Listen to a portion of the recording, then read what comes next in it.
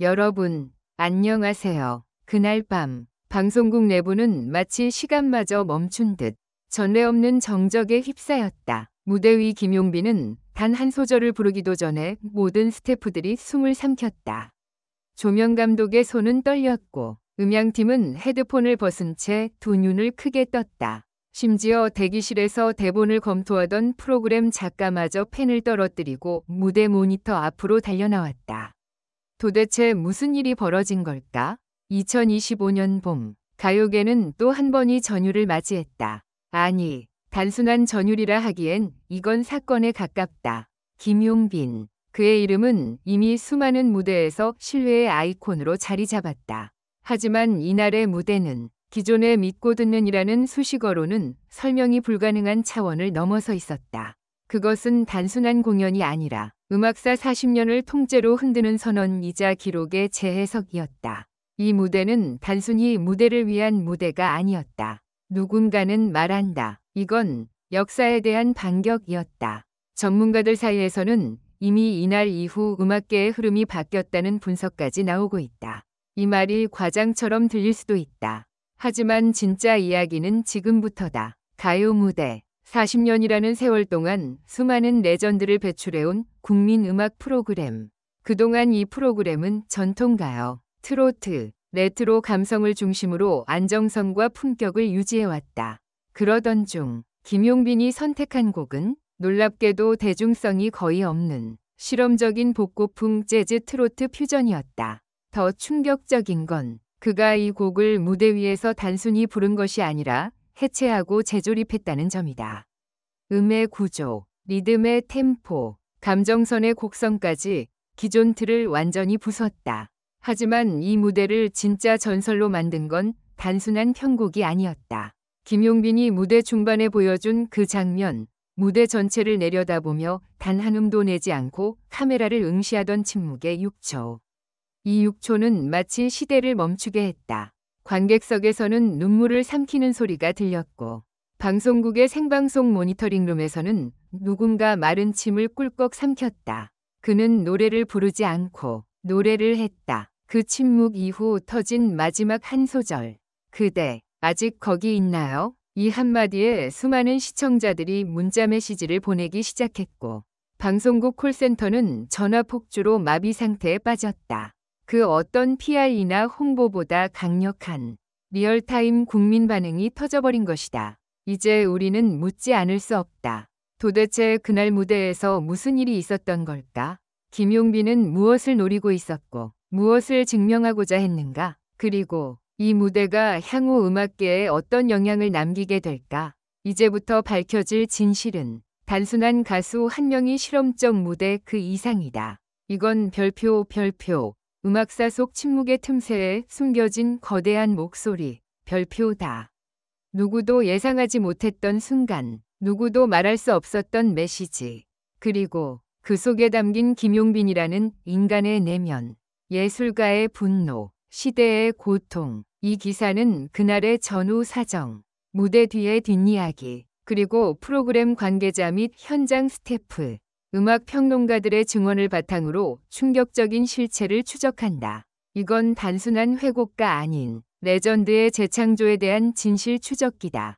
이어지는 본문에서는 김용빈이 이 무대를 준비하기 위해 몇 달 동안 어떤 훈련을 했는지, 이 곡을 선택하게 된 배경, 현장 스태프들의 실시간 반응, 시청자 커뮤니티의 해석, 전문가들의 분석까지 전방위적으로 파헤친다. 지금부터 펼쳐질 이야기는 단순한 공연 후기가 아니다. 이건 음악 역사상 전례 없는 기록을 다시 쓰는 이야기이다. 2025년 4월 어느 밤, 방송 역사에 길이 남을 초유의 사건이 발생했다. 단 한 번의 무대로 음악계의 40년 패러다임이 송두리째 뒤집혔다. 그것도 가요 무대라는 고전의 상징과도 같은 프로그램에서 관객도, 스태프도, 방송 관계자도 한마디로 충격이었다. 그리고 지금 그 무대의 진실이 드디어 세상에 드러난다. 전설은 하루아침에 만들어지지 않는다. 그러나 그날 밤 전설은 다시 쓰였다. 김용빈은 이미 무대 장인이라는 수식어가 따라붙는 아티스트였다. 그러나 아무도 예상치 못했다. 그가 그날 밤 KBS 공개홀에서 펼칠 무대가 대한민국 방송음악사의 금기를 무너뜨릴 줄은. 무대는 평범하게 시작됐다. 조명은 따뜻했고 오케스트라는 평소처럼 정갈했다. 하지만 곧이어 들려온 첫 소절. 거기서부터 모든 것이 달라졌다. 관객들은 본능적으로 숨을 멈췄다. 이건 단순한 공연이 아니었다. 메시지였다. 외침이었다. 음악을 이용한 진실의 해부였다. 저는 오늘 숨겨졌던 이야기를 노래하겠습니다. 무대에서 김용빈은 이렇게 말했다. 그리고 그 말은 곧 예고편에 불과했다. 그가 부른 곡은 방송에서는 거의 다뤄지지 않았던 1985년 금지곡이었다. 40년 전 정치적 이유로 묻혀졌던 그 노래. 국민의 아픔을 대변하다 결국 방송에서 사라졌던 곡. 그 곡을 지금 이 시대에서 그가 다시 부른 것이다. 이건 단순한 커버 무대가 아니었다. 무대 위에서의 선언, 저항, 그리고 진실의 복원이었다. 제작진은 카메라 끈을 준비하라는 비상 지시를 받았다. 김용빈의 무대가 진행되던 중 KBS 측 실무팀은 내부적으로 회의를 시작했다. 이거 방송 나갈 수 있냐? 사전 검열된 곡 맞냐? 지금 편성국에서 난리 났다. 등등. 현장에 있던 한 스태프는 증언한다. 노래 중반부터 작가들 표정이 하얗게 질렸어요. 심지어 조명 감독은 손을 떠는 게 보일 정도였어요. 뭔가 터지겠구나 싶었죠. 그리고 정말 무대가 끝나자마자 SNS는 폭발했다. 샵 김용빈 밑줄 가요 무대 밑줄 혁명, 샵 40년 만의 진실, 샵 레전드갱신 같은 해시태그는 단 1시간 만에 실시간 트렌드 1위를 차지했다. 그 무대, 왜 역사적으로 중요한가? 단순한 좋은 무대였다면 이렇게까지 사회적 반향을 불러일으키진 않았을 것이다. 김용빈의 무대는 음악 역사상 방송 금기라는 영역을 정면으로 부쉈다는 점에서 특별하다. 당시 금지곡의 원작자 가족이 무대 직후 인터뷰에서 40년 동안 우리가 기다려온 순간이었다. 고 말했을 정도다. 언론도 놀랐다. 다수의 주류 언론들이 한편 이 무대가 사회적 기억을 되살렸다. 고 평가했다. 정치권 반응까지 나왔다. 한 국회의원은 SNS에 예술은 진실을 말할 자유가 있다. 김용빈에게 박수를 이라며 지지를 보냈다. 무대의 연출 알고 보면 치밀하게 계산된 폭탄. 이 무대는 즉흥적이거나 감정에 치우친 퍼포먼스가 아니었다. 오히려 김용빈은 수개월 전부터 이 무대를 위해 비밀리에 연습을 계속해왔다. 편곡은 오케스트라와 1:1 맞춤 조율. 영상 배경은 당시 뉴스 자료와 기록 사진을 재해석한 연출. 엔딩 장면은 실제 희생자 이름이 하나씩 떠오르는 연출로 관객을 울렸다. 현장에 있던 음악 감독은 말했다. 저 무대를 본 이상 우리는 더 이상 가요 무대를 예전처럼 만들 수 없다. 기준 자체가 바뀌어 버렸다. 그리고 질문이 남는다. 김용빈은 왜 이 무대를 택했는가?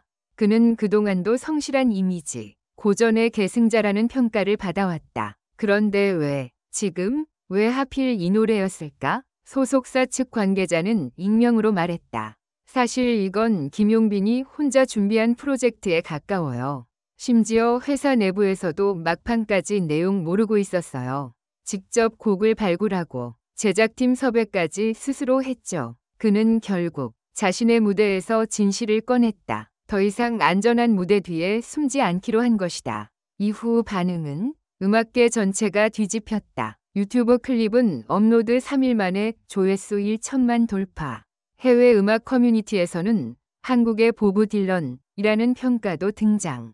방송사는 내부 진상조사 착수, 사전 검열 시스템의 구멍, 인정. 진실을 노래한 무대. 그날 이후 우리는 무엇을 얻었나? 진짜 예술은 듣기 좋은 멜로디만이 아니라 시대를 관통하는 메시지다. 김용빈은 그날 무대를 통해 그것을 증명해냈다. 그는 더 이상 가요 무대의 한 출연자가 아니다. 그는 시대의 목소리를 대변한 선지자다.